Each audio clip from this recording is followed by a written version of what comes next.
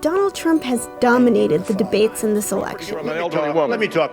Quiet. Look at those hands. Are they small hands? But when he debates Hillary Clinton, he'll be up against something that he hasn't faced before. Hillary Clinton has a really specific, secret debating superpower. And it isn't the fact that she's a good debater. U.S. political debates are all about creating the memorable moment. There you go again. There is no Soviet domination. You're no Jack Kennedy. If Kitty Dukakis were raped and murdered. Please proceed, Governor. But over Hillary's political career, a lot of her memorable debate moments have actually been about what the other guy did. And for the first example of this, you have to go back to Hillary's first debate as a politician, 16 years ago. Hillary was running for Senate against a congressman named Rick Lazio, and she was struggling against a lot of the same perceptions she deals with today. Character and trust, character and trust, character and trust, character and trust. But towards the end of that debate, Lazio overreaches. He walks across the stage and tries to get her to sign a campaign finance pledge. He gets up in her face. In that moment, a man invading Hillary Clinton's personal space ends up being the indelible image of that campaign. Lazio loses. Now, think about another moment like that. One that was maybe the biggest moment from the 2008 primary debates, when Hillary ran against Barack Obama. I don't think I'm that bad. You're likable enough. Thank you so much. In this debate, the moderator asked Hillary a question about likability.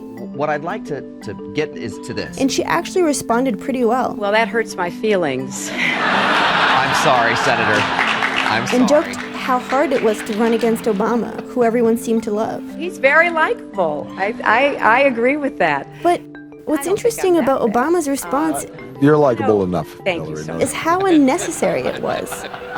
He didn't have to say anything. And how Hillary just smiles through it.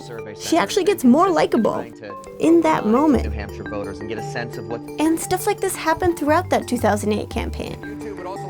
6 months earlier, there had been a debate where the candidates were each asked to say something they did and didn't like about the candidate next to them. Tell the audience one thing you like and one thing you dislike. Most of them either didn't take the bait, Dennis and I have been friends for 25 years. I think this is a ridiculous exercise. or they made a joke out of He it. either likes the Yankees or the Red Sox, but doesn't apparently like the White Sox. But John Edwards made a joke about her jacket, Not sure about that coat. which, I know, is not that bad. But did he really have to talk about her clothes? The point in all this stuff is not that Rick Lazio and Barack Obama and John Edwards are sexists. It's that Hillary Clinton seems to bring something out in her male opponents. This tendency to cross the line, to treat her differently, and even hurt her feelings. And maybe it's because of what she represents as a woman fighting for a place on the stage. Maybe it's something else entirely. But it tends to make you like her more. That is her secret power. Mr. Trump? Well, And that brings us back to Donald Trump, first of all, Rand Paul shouldn't even be on this stage. who insulted his way across the Republican debates earlier this year. I mean, first of all, this guy's a joke artist and this guy's a liar. And it totally worked for him. Obviously, I'm doing pretty well. I'm number one in every polls by a lot. Except for maybe this one moment, when CNN asked Carly Fiorina about a sexist thing that he'd said about her. Quote, look at that face. Would anyone vote for that? They put Trump on screen to catch his reaction. I think women all over this country heard very clearly what Mr. Trump said. And you could see, for the first time, a moment where he didn't know what to do. And where the crowd turned against him a little. Donald Trump is almost uniquely susceptible to saying things he shouldn't about women. And that is his biggest challenge in this debate. How do you attack someone who gets more sympathetic the more you attack her?